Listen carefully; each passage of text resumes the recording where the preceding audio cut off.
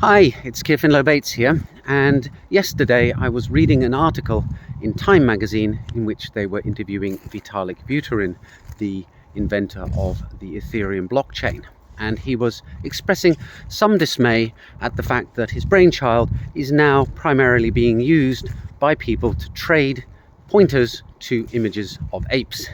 And on one level, I can understand where his disappointment is coming from, but on the other level, it's completely understandable and not surprising, because what is happening in the blockchain space is a mirror of what happens in society in general.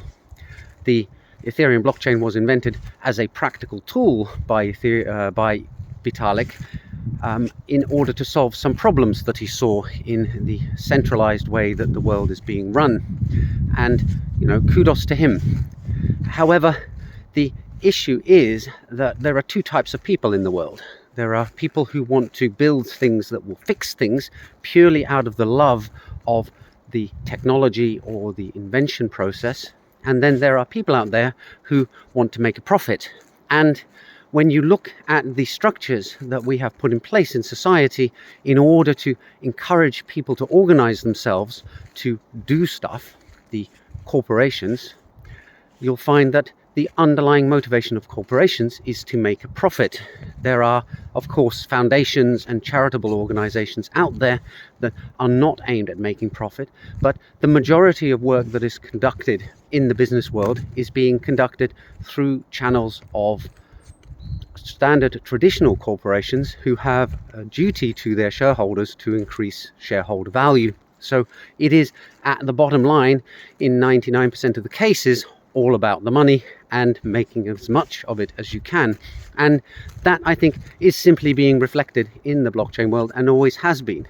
Hence, although there are plenty of people who mess around with coding and writing up ideas in white papers in order to do all sorts of whizzy technical things, for it to actually take off, given our current incentive structures, namely corporations, it's going to boil down to how much money can this make. And of course, when something is new, we're in the world of speculation, and vast fortunes can be made or lost very, very quickly.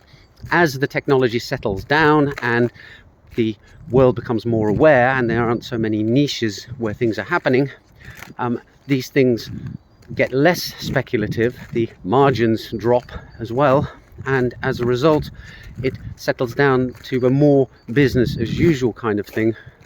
It also, to be honest, gets a bit more boring, as anybody who's worked in a large corporation will know, when it becomes more and more about putting the right thing in the right column of the spreadsheet and less about the ideals behind it. So I'm sorry, Vitalik, that you're feeling disappointed about the direction in which your invention has gone. Remember, of course, that there are plenty of other people working on all sorts of other stuff, and a lot of that is actually going to be more meaningful and bring about, hopefully, better change for good.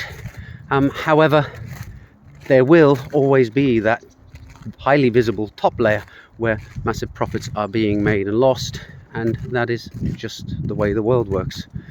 In a sense, the fact that these kind of things are going on blockchains is an indication that they are actually fitting very nicely into the mindset of society, and therefore actually stand a chance of surviving. If this wasn't happening, then it wouldn't have been a popular idea, and we wouldn't be talking about blockchain anymore. So those are my thoughts today on Vitalik's disappointment in the Bored Apes. I hope you found it interesting, and I'll see you all in the next video soon. Bye for now.